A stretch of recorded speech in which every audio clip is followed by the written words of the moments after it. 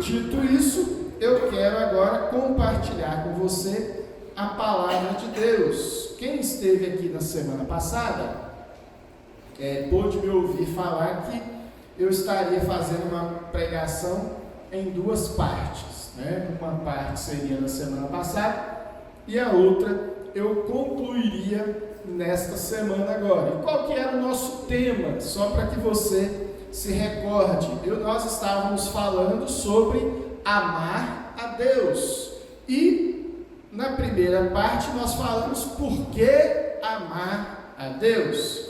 E hoje nós vamos falar, com a graça do Senhor, se Deus nos permitir assim, o como amar a Deus, como demonstrar o nosso amor ao Senhor, ao nosso Deus. Na semana passada nós falamos também resumidamente, ou resumindo tudo que teríamos para dizer, não só no domingo passado como neste domingo, que a razão de amar a Deus é o próprio Deus, né? O porquê de amar a Deus é o próprio Deus, e a medida do amor devido a Ele é um amor incomensurável, ou seja, um amor que não se pode medir, não se pode mensurar. E com essas duas frases nós respondemos e resumimos o amar a Deus por quê e como, né? Um amar a Deus por causa do próprio Deus e amar a Deus com amor incomensurável. Mas antes de nós passarmos à meditação, eu convido você que abra a sua Bíblia lá em Romanos, no capítulo 5, que é o texto da nossa reflexão, tanto no domingo passado quanto nesse domingo. Romanos, capítulo 5, dos versículos 6 a 11. Romanos 5, do versículo 6 até o versículo 11. Olha só o que a palavra de Deus vai nos dizer.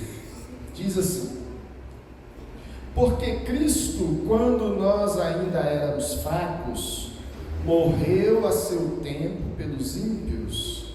Dificilmente alguém morreria por um justo, pois poderá ser que pelo bom alguém se anime a morrer. Mas Deus prova o seu próprio amor para conosco pelo fato de ter Cristo morrido por nós, sendo nós ainda pecadores. Logo, muito mais agora, sendo justificados pelo seu sangue, seremos por ele salvos da ira.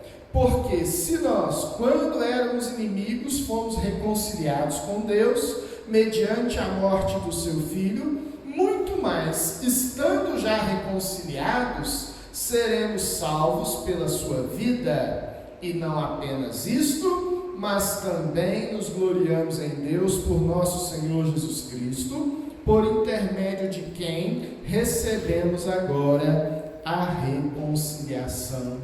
Louvado seja o nome do nosso Deus. Vamos falar com o Senhor em oração? Coloca a tua vida no altar dele agora e diga assim: Senhor, eu quero ouvir a tua voz. Senhor, eu preciso da manifestação do teu Espírito em minha vida.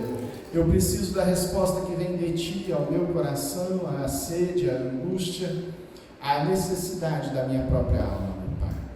Esta é a nossa oração, meu Pai, confiados em Cristo Jesus, e que o teu Espírito Santo, que nos guia a toda a verdade, está agora a despeito de quem somos e de como estamos, falando ao nosso coração e nos guiando à tua vontade, em nome do teu Filho Jesus. Amém, igreja? Louvado seja o Senhor. Portanto, na semana passada, irmãos, nós vimos o porquê devemos amar a Deus e algumas razões pelas quais nós devemos amar a Deus, só para que você possa se recordar, é que o amor procede do próprio Deus, seria a primeira razão, ou seja, não existe amor fora do próprio Deus. Tudo aquilo que muitas vezes nós chamamos de amor neste mundo, na realidade ou na prática, está mais relacionado àquilo que nós poderíamos chamar das nossas próprias paixões humanas, que muitas vezes são guiadas não por aquilo que há no outro, mas pelo nosso próprio egoísmo. Então, muito do que eu e você chamamos de amor neste mundo hoje, na prática, poderia ser melhor traduzido como egoísmo, como paixão própria e desejo de satisfazer-se a si mesmo. Mas, então, portanto, uma das razões pelas quais nós devemos amar a Deus é porque o amor procede de Deus e Ele nos amou primeiro. A segunda razão é, respondendo a uma pergunta, o que eu ganharia amando o próprio Deus? Nós mostramos, ou nós procuramos mostrar, que não há nada que seja maior do que Deus. Portanto, se Deus tivesse que me dar um presente, ou te dar um presente que fosse realmente valioso, o que Ele poderia nos dar, senão a Ele mesmo? E é isso que Ele fez, conforme diz lá em João capítulo 3, quando Ele diz que Deus amou o mundo de tal maneira que deu o seu próprio Filho a mim e a você. E por último, uma terceira razão pela qual devemos amar a Deus é se nós pararmos para pensar o contrário. E se eu não amar a Deus? O que será da minha vida, né? Como ficará a minha vida se eu não amar a Deus? E o que nós podemos perceber é que, a despeito de eu e você estarmos amando ou não a Deus, Ele continua sendo Deus, digno de toda honra e requerendo de mim e de você toda obediência. Portanto, irmãos, não há decisão mais sábia do que amarmos a Deus com toda a nossa força, com toda a nossa alma, com toda a integridade do nosso coração, de forma inteira na nossa vida.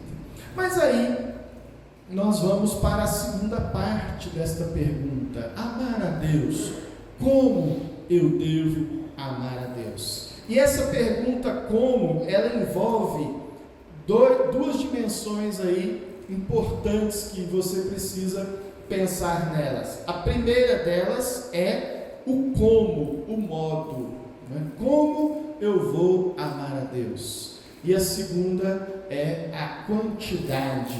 Qual a dimensão, qual é o tamanho deste amor que eu devo oferecer a Ele? E pensando nisso, nós voltamos aqui para a palavra de Deus. O versículo 11 diz assim: não apenas isso, mas também nos gloriamos em Deus por nosso Senhor Jesus Cristo, por intermédio de quem agora recebemos o que, irmãos?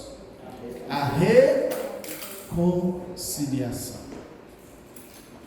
Toda a religiosidade do mundo, existente no mundo hoje, absolutamente toda religiosidade, ela tem como base, ou ela tem como princípio motor, o princípio pelo qual ela foi criada, ela surgiu, uma determinada religião surgiu, é o propósito de alcançar a paz com Deus.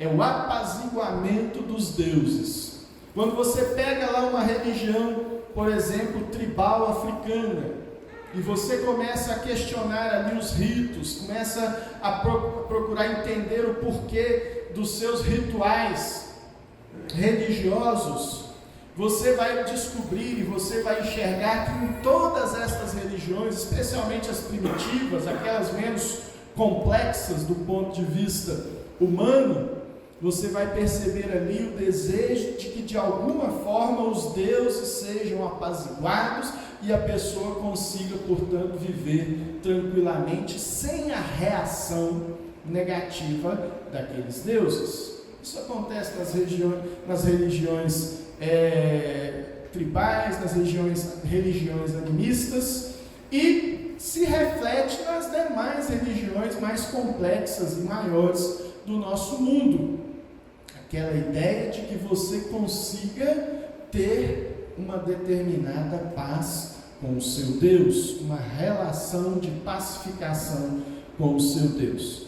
Mas o que chama a atenção aqui, no caso do versículo 11 da palavra do Senhor, é que com Jesus, através de Jesus, ou pela ação exclusiva do próprio Deus por meio do seu Filho, Ele mesmo promoveu a paz.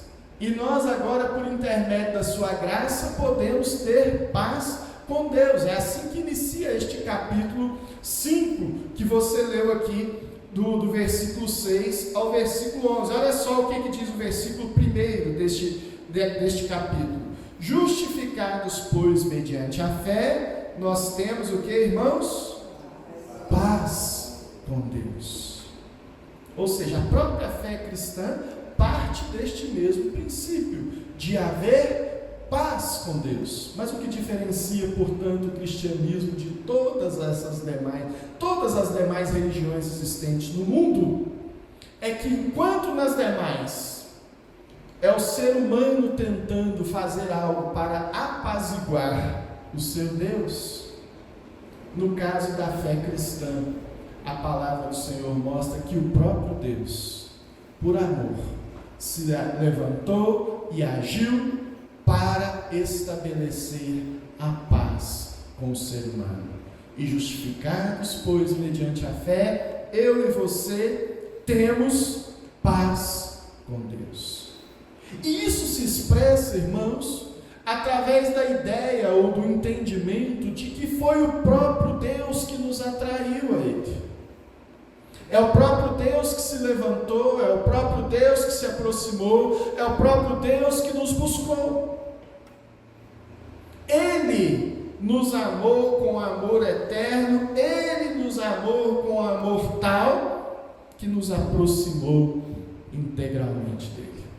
E a expressão usada pelo profeta Jeremias é que com amor eterno Ele nos amou, e por isso com benignidade Ele nos aproximou dele. E eu sempre digo isso aqui na igreja, e hoje repito mais uma vez, o sentido desta palavra eterno não é necessariamente algo infinito. Infinito é aquilo que nunca acaba. Eterno é aquilo que é completo, que não falta nada. Este é o sentido exato destas duas palavras, e a diferença entre essas duas palavras, infinito e eterno. E quando a Bíblia está dizendo que Deus nos amou com um amor eterno, a Bíblia está dizendo: Deus nos amou com um amor que não falta absolutamente nada. Tudo que poderia existir em termos de amor, Deus demonstrou a mim e Deus demonstrou a você. Portanto, se eu e você queremos amar a Deus e queremos demonstrar amor a Ele, o modo pelo qual, a dimensão, melhor dizendo, pela qual eu e você devemos amar a Deus, é exatamente essa. Não é com um amor infinito que nunca acaba, que às vezes ele é infinito, mas ele é restrito, incompleto. O que Deus quer de mim, o que Deus espera de você, é que nós retribuamos com um amor que seja igualmente eterno, ou seja, de todo o meu coração. Lembra lá do mandamento? O Senhor Jesus falando: amarás o Senhor teu Deus com toda a tua força, com todo o teu coração, com tudo que você é. Então não é um amor pelas metades, é um amor pleno, é um amor cheio, é um amor de todo o meu e do seu coração. Então, quando nós pensarmos da maneira pela qual nós devemos amar a Deus, nós devemos nos lembrar das palavras do Senhor Jesus: buscai, pois, em primeiro lugar, o reino de Deus e a sua justiça. Como que eu amo a Deus com amor pleno, com amor completo? Priorizando, irmãos, tendo aquilo como que há de mais precioso para a minha vida. Se o Senhor te trata como a menina dos olhos dele, você não pode pensar de outra maneira em relação a Deus. Você não pode tê-lo num segundo plano, mas você deve priorizá-lo em toda e qualquer circunstância. Portanto, se eu e você queremos amar a Deus, devemos amá-lo com um amor eterno, devemos amá-lo com um amor completo. Esta é a primeira lição, esta é a primeira tentativa que nós fazemos de responder como eu devo amar a Deus. Mas nós devemos pensar isso não só, acerca da quantidade, mas também acerca do modo. De que maneira eu vou expressar esse amor a Deus? E aí eu volto lá para a fala do Senhor Jesus em Mateus, no capítulo 22. Peço a você que vá lá comigo. Mateus capítulo 22, versículo 27 a 39. É aquela conversa dos saduceus com Jesus. Mas lá, no finalzinho, um fariseu pergunta ao Senhor Jesus, Mestre, versículo 36 de Mateus 22. Mestre, qual é o grande mandamento da lei? Respondeu Jesus: amarás o Senhor teu Deus de todo o teu coração, de toda a tua alma e de todo o entendimento. E este é o primeiro mandamento. E o segundo, semelhante a este, amará o teu próximo como a ti mesmo. Destes dois mandamentos dependem toda a lei e os profetas. Então, como eu devo amar a Deus? É a pergunta. Amando por obediência a Deus. Se você não tiver outro motivo para amar a Deus, e você tem, aqui já temos um motivo mais do que suficiente, uma maneira pela qual eu devo amar a Deus: obedecendo a Ele. Se eu estiver obedecendo a Deus, eu estou amando a Deus. O evangelista João, lá no capítulo 17, 21, diz assim, aquele que tem os meus mandamentos e os guarda, este é o que me ama, e aquele que me ama será amado por meu Pai, e eu também o amarei e me manifestarei a Ele. Aquele que tem os meus mandamentos e os guarda, este me ama de verdade. Então, se alguém tiver que te perguntar como eu devo amar a Deus, obedecendo a Deus, obedecendo a sua palavra, sendo fiel aos seus propósitos. Senhor, qual é a tua vontade? Eu não sei qual é a tua vontade, mas me esclarece na tua palavra. E o Senhor vai lá, esclarece, e você fala: Senhor, eu quero seguir esta palavra, eu quero ser fiel a esta palavra, meu Pai.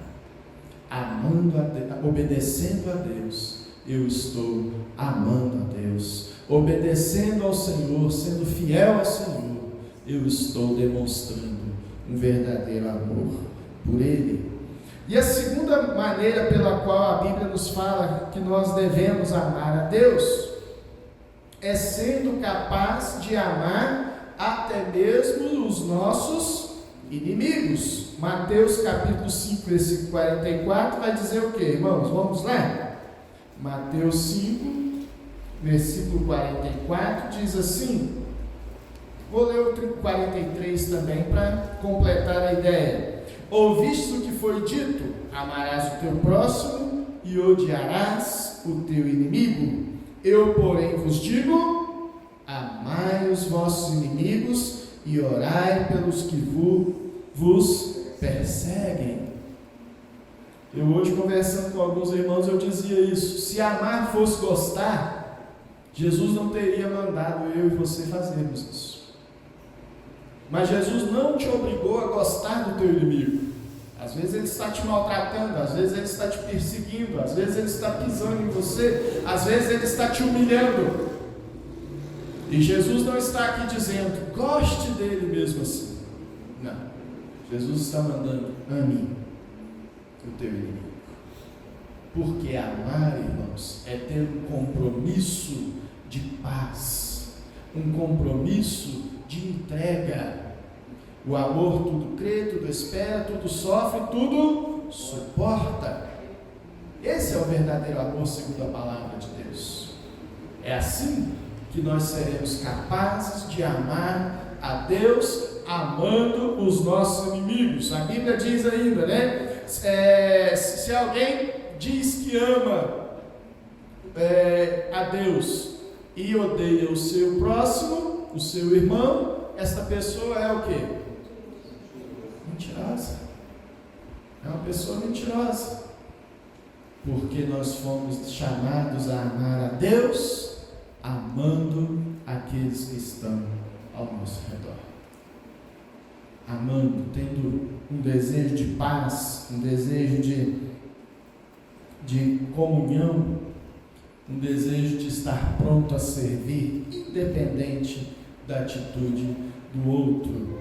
E isto vai nos trazer o último ensinamento quanto ao modo de amar a Deus, sem esperar absolutamente nada em troca. O texto aqui de Romanos que nós lemos, Romanos capítulo 5, voltando lá para o texto, ele diz assim, olha, no versículo 7 e 8: dificilmente alguém morreria por um justo, pois poderá ser que pelo bom alguém se anime a morrer. Mas Deus prova o seu próprio amor para conosco pelo fato de ter Cristo morrido por nós, sendo nós ainda pecadores. Presta atenção nisso. O que a Bíblia está dizendo aqui é que você foi amado por Deus quando você era uma pessoa injusta. E a Bíblia está dizendo que dificilmente alguém morreria por um injusto. Por um justo. Mas pode ser que por um bom alguém se animasse a morrer. Lembra da conversa de Jesus falando com aquele jovem rico?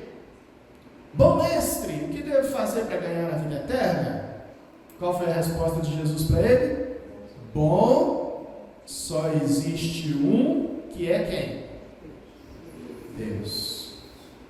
Em outras palavras, ninguém se animaria a morrer por ninguém. Porque se por um justo, o que é o justo? É aquele que foi perdoado, mesmo sendo errado, foi perdoado, foi justificado. Se por uma pessoa dessas, dificilmente alguém morreria, só por um bom, pode ser que alguém se animasse a morrer? Imagina pelo injusto, imagina pelo pecador, imagina por aquele que não tem nada a oferecer. Efésios capítulo 2 diz que nós estávamos mortos nos nossos delitos e pecados, mas Deus, pelo seu grande amor para conosco, nos deu vida.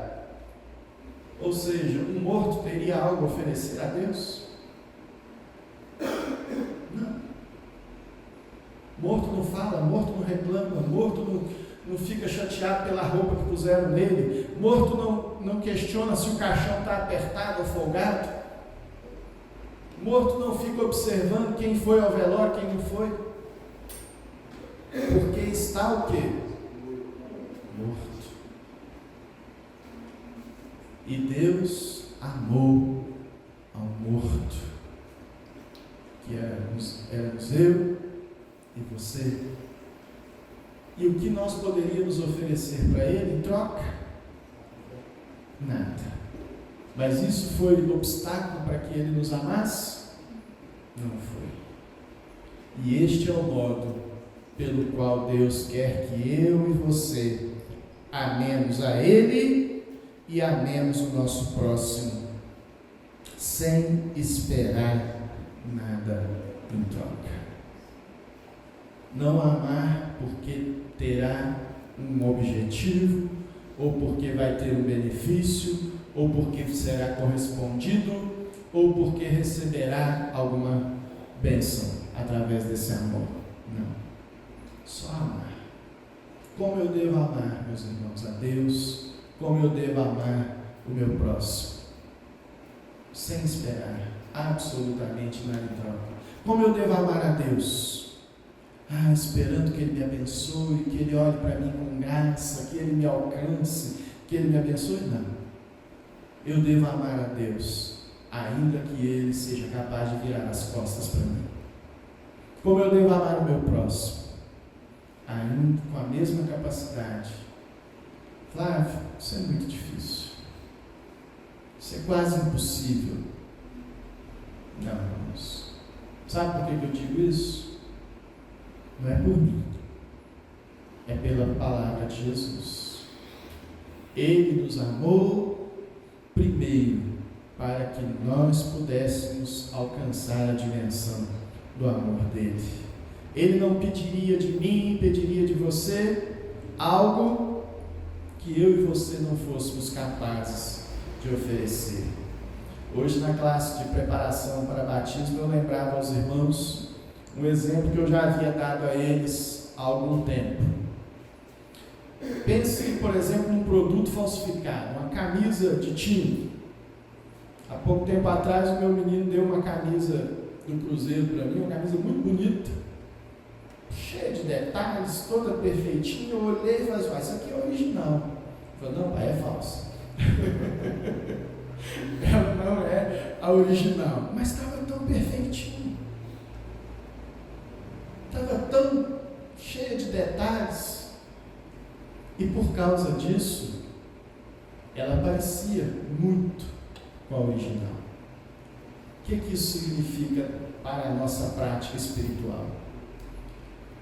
Às vezes, quando nos deparamos diante dos desafios que Jesus coloca para nossas vidas, por exemplo, amar incondicionalmente, eu e você podemos olhar e dizer assim: eu não sou Jesus, eu não serei capaz de amar assim, jamais. E eu disse: realmente, nós não somos o original, mas nós podemos ser uma cópia daquela mais parecidinha possível, mais perfeitinha, mais cheia de detalhes. A palavra cristão significa isso, miniatura de Cristo. E o desafio para mim e para você não é ser Jesus, é sermos o quão mais parecidos nós pudermos ser de Jesus. Porque uma cópia, uma camisa falsificada, ela pode ser uma camisa assim tão diferente. Eu até brinquei com os irmãos: imagina uma camisa do Atlético listradinha, só que de azul e branco. Que atleticano compraria essa camisa? Nenhum. Ela é falsa, ela até parece porque ela é listrada, mas tem algo ali que não combina. O preço dela, o valor dela, iria lá para o fundo. Mas ela pode ter todos os detalhes, todos os nomes, todas as cores e assim por diante, não pode? E quanto mais parecida com a original, mais vão poder cobrar caro por aquele produto. Assim é a nossa vida cristã.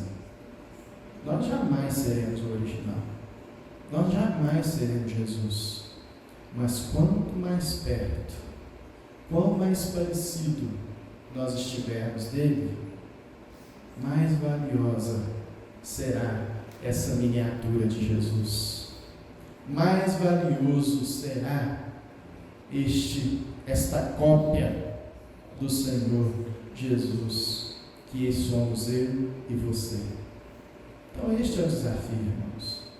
Amar a Deus com toda a nossa força, com toda a nossa alma, com todo o nosso entendimento, de todo o nosso coração, de forma que sejamos capazes de fazer isso em obediência, amando até mesmo os nossos inimigos, sem esperar nada em troca, e com um amor que é completo, que é eterno, no nome de Jesus. Amém? Que eu e você saiamos daqui com o coração cheio de vontade de experimentar este amor por Jesus, este amor por Deus. E sabe onde começa esse amor? Aqui, ó. quanto mais próximo você estiver disso aqui, mais o teu coração estará cheio de amor por Jesus, verdadeiramente. Ele é a palavra que se fez carne e habitou entre nós.